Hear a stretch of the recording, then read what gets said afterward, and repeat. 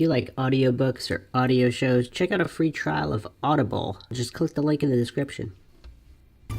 Welcome to MINDSHOCK. This is your host, Bruce McGuire. Today we're talking about cold, hard truth and why most people can't handle it, most people don't want it, and most people will get severely triggered by just the notion of pursuing it at all costs. If you enjoy the podcast, you can donate to our PayPal. Just check the link in the description. Make sure to subscribe to the channel. Hit the bell for notifications. Make sure you allow your device to have those notifications come through. If that's still not working, you just go to youtube.com/MindShock and check for updates manually, or check out our ever-growing back catalog of mind-shocking podcasts in the fields of conspiracy, aka corruption investigation, aka critical thinking, the paranormal, and various true crime cases that are as of yet unsolved. If you like this particular podcast and exploring the psychology of coincidence theorists and conspiracy theorists alike, hit that like button, share it on social media platforms, of which you can find us on Twitter, Facebook, Reddit, and Patreon. Patrons do get priority for case topic, logical analysis, co-podcaster requests. You could also be a guest on the podcast depending on your tier. Questions, comments, theories, thoughts, suggestions, rebuttals, debunkings of any kind, leave them in the comments section. All right, so in the information age, now that the internet's been readily available for over a decade now, close to 2 decades of ready availability, and people are still cowering away from the truth like never before. It's actually really, really bizarre. A lot of conspiracy theorists, aka critical thinkers, aka corruption investigators, that's really all it is. Criminal conspiracy is prosecuted every day in the world. This is nothing new. Humans are not perfect. Some humans are corrupt. Humans are capable of lying, being deceitful, pursuing profitable ends, even if that means doing things that are unscrupulous or flat out illegal or unlawful. This is not shocking to anybody who's not at a children's level of naivete about the state of the world and how humans behave and function and think. And I don't want to insult any children there, because a lot of children actually are mentally ahead of coincidence theorists. So yeah, it's strange. Some conspiracy theorists really believed that in the digital information age, where everybody literally has a world library in their pocket. Now, of course, the past 2 years or so with modern day book burning, aka Google and big tech censorship in the past year or two, you're going to have to use uncensored search engines to really get real information and not just propaganda for the corrupt profiteers and companies seeking to make money. So they've kind of exercised more and more control with these COVID 1984 measures, and that has seeped over, if not flooded completely over the internet space. So it's more difficult now, but let's take the past 2 years or so out of the equation. I think some people actually pinpointed 2016, 2017 for the beginning of the keyword censoring and things of that nature, because obviously the truth is not afraid of investigation. There's no need to censor things if they're that obviously untrue. So that's very, very telling, but for whatever reason, coincidence theorists don't see that. And the thought police is out in full steam. So regardless, certain conspiracy theorists actually believed that in the past decade or two, that the majority of people would see through the lies of the corrupt profiteers. And yet people are still some people are still on the fence about fake news. They still trust what's on the idiot box. Against all logic, reason, history. It's just basic human psychology. It's just really, really bizarre how it seems like Aldous Huxley has been proven correct yet again, that the real lesson of history is that men do not learn the lessons of history. So no matter how many times something repeats, and we can see it unfolding all around us, whether it's Whether it's communism or censoring, all these things, the shutting down of ideas, all these things only lead in one direction. Restricting people's rights to defend themselves or how they do that, that all leads in one direction and one direction only. And Aldous Huxley, I mean, he was really onto something. So history repeats, yeah, that's all well and good, and maybe at certain points in the past, that might have even been shocking to some, where possibly human civilizations reach a certain point of technology and they destroy themselves. I mean, are we talking about Atlantis here, Lemuria, Tartaria, who knows? But yeah, history repeats, that's a lesson, but Aldous Huxley went a step further and really identified the true lesson. That, yeah, history repeats, but humans are not going to learn from it. They're not going to learn from it, and that's why we have this repetition, these cycles where humans have it too easy, and their brains kind of atrophy in a way if there's too much comfort. I mean, a lot of different theories on that, and in that regard, I mean, we can go back to how government overreach ends, so to speak. And again, countless examples throughout history, and yet there are still goofballs out there still pushing for more and more governmental control over their lives and to treat them more and more like slaves. But anyway, we're now in the modern age. You would think the truth would be more easy to identify than ever before. And if we want to put the caveat on there, let's talk up to 2016, 2017 or so, before the internet censoring. So at this juncture, why are the masses still asleep, so to speak? Why are the sheeple, the lemmings, the cognitive dissonant coincidence theorists, and I guess I answered my own question here, they're so hopelessly indoctrinated into the cult of state and authority worship and scientism, they have this desperate need to look to others to tell them what to think and what the truth is. And any kind of individual, a logical, reasonable individual, a corruption investigator, a critical thinker, or aka conspiracy theorist, one theorizing that humans are fallible and or corrupt and are capable of lying and are capable of twisting things for profit. Wow, what an outlandish concept. It's just really, really funny. But yeah, these individuals, if they come and hint at certain truths that are uncomfortable, of course, I believe it was Nietzsche who said, people don't want the truth because they don't want their illusions shattered.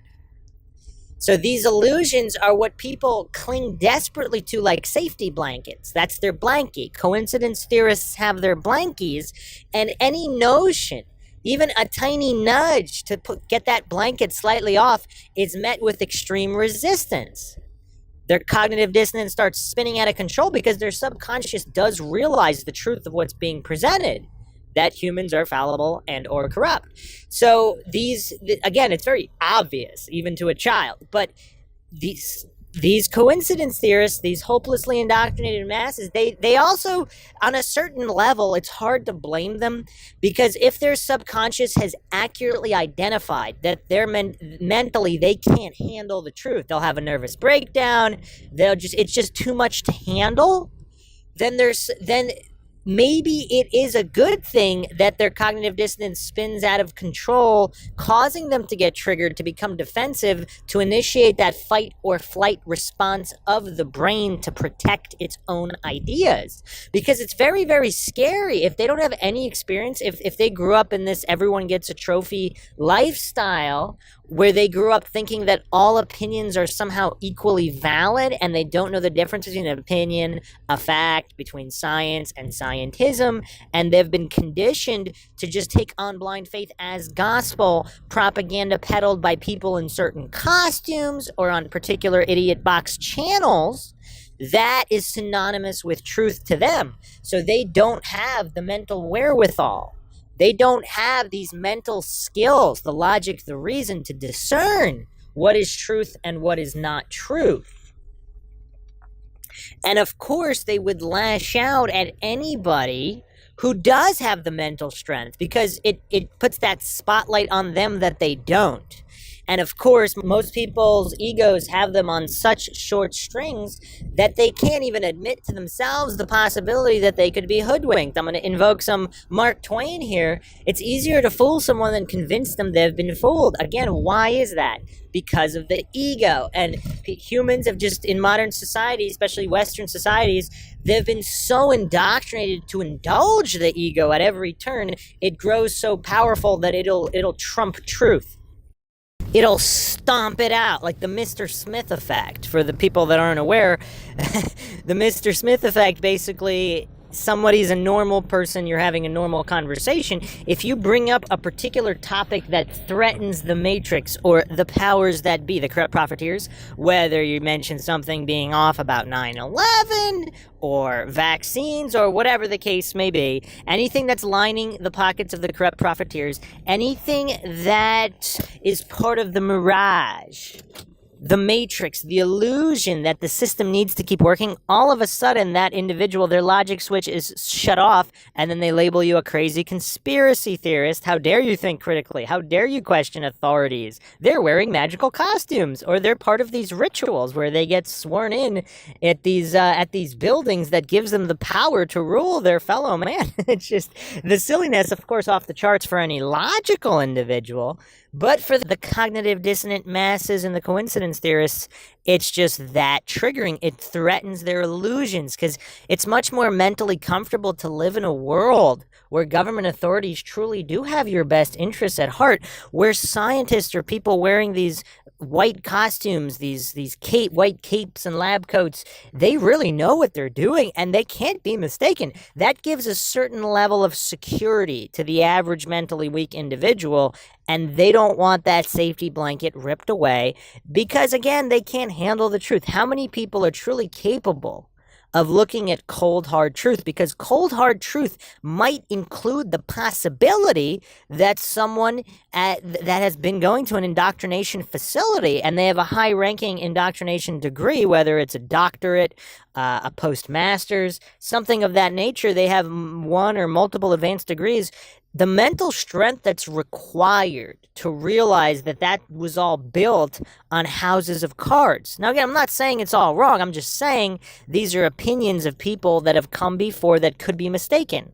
For example, relativity. Obviously, Renzi Kao has thoroughly debunked Einstein's relativity, but yet that's what's taught in these indoctrination facilities known as colleges, and that's what people get their degrees in. They get their degrees in these house of cards assumptions, but they have to pretend that it's true because otherwise, what would again, the ego dominates them so completely. Upton Sinclair once said, it's very difficult to get a man to understand something which his paycheck depends on him not understanding. Like, again, we can go into the flat earth conspiracy theory. Obviously, this is highly triggering, and I'm not saying it's true, but just for the sake of argument, if flat earth is true, I mean, how much value do all of these people with doctorates in physics, astrophysics, all these so-called academics, how much value do they have? It goes to nothing. So the mental strength required to even entertain the theory, to even consider it as true without believing it to be objective, neutral, scientific, logical, that's a bridge too far for these individuals because their ego dominates them so completely, and you can see all these tells in any kind of debate they've had or public argument of any kind. Obviously, if you haven't checked out the MINDSHOCK logical analyses on flat earth debates, I go over all of these things, and the flat earth topic, one of the most triggering, it's also one of the best to develop basic logic and reason to understand how logical fallacies work. Again, nothing to do with the conclusions. It's just kind of amusing that a lot of flat earthers, even if wrong about their conclusions, are just that much more logical and have that much more thorough understanding of the scientific method. So, yeah, Upton Sinclair, quite astute in that quote, because if your livelihood and your self-identity is tied to your belief system, you will not be able to objectively analyze and audit that belief system. The mental strength required is too much. And of course, most people are just mentally weak, even the ones that haven't been through high ranks in indoctrination facilities. It's easier to go along with the crowd. And some of this, again, ties into genetic memory. If you're some kind of nomadic tribe, if you break off from the tribe, your chance of survival drops substantially. So I'm not going to say there's no reason for herd mentality. But again, the people that value the truth more than their own mental comfort or safety blanket, those are the people that turn into the critical thinkers, the corruption investigators, the, dare I say, conspiracy theorists. So it's very interesting to analyze, even before a debate, how many people are after the cold hard truth. What are they willing to sacrifice for the cold hard truth? Because the majority of individuals are not willing to sacrifice their own identity and everything they worked so hard for their entire life if it means that what they believe or their belief system that they have their blind faith in is wrong. They're just not, they don't have that kind of mental strength. And I'm not even saying most people should, or conspiracy theorists, aka critical thinkers, should expect them to. There is a certain amount that their mental fragility of coincidence theorists should be respected. And I did a podcast on that. If you haven't checked that out, Respecting Mental Fragility. Similarly, if someone has a mental disability of one kind, you can't expect them to understand perfectly and flawlessly what you're saying and go along with it. It's too big of an ask. So all of these psychological factors should be kept in mind when anybody is analyzing any conspiracy theory or coincidence theory or engaging in any kind of dialogue with someone who is a scientism or authority-worshipping cultist. Because without understanding that mentality, it's not going to be a meaningful dialogue or discussion unless you're doing it for the purpose of those observing. Because those observing, if they do have mental strength and simply haven't been exposed to these ideas, they simply haven't seen the debunks of scientism, they weren't educated in the differences between science and scientism, then they would get a lot of value out of that. That's why I do some of these logical analyses and analyses on debate, and even some of these podcasts right here, because even if it's a vast minority, there's still a decently sized portion of the population that can handle the cold, hard truth. Hope you guys enjoyed another edition of the MindShock podcast. If you like the podcast, you can donate to our PayPal. Just check the link in the description. Help support the channel and help us get more mind-shocking episodes out, examining a slew of topics from coincidence theorist psychology, conspiracy theorist psychology, the paranormal, and true crime cases. Hit that like button, share this podcast across social media platform. Let's bring an age of logic and reason back to the world so that we can build a better world where the corrupt profiteers do not just hoodwink everyone en masse with no recourse. You can find us Twitter, Facebook, Reddit, Patreon. Patreon to get priority case topic logical analysis, co-podcaster requests. You could also be a guest on the podcast, depending on your tier. And if you want to debate me, we can do that also. Just make sure you are well-versed in logical fallacies, because they will be called out in the interest of valid discussion and valid conversation. Questions, comments, theories, thoughts, suggestions, rebuttals, debunkings of any kind, leave them in the comment section. This is Bruce McGuire, signing off. Catch you guys next time.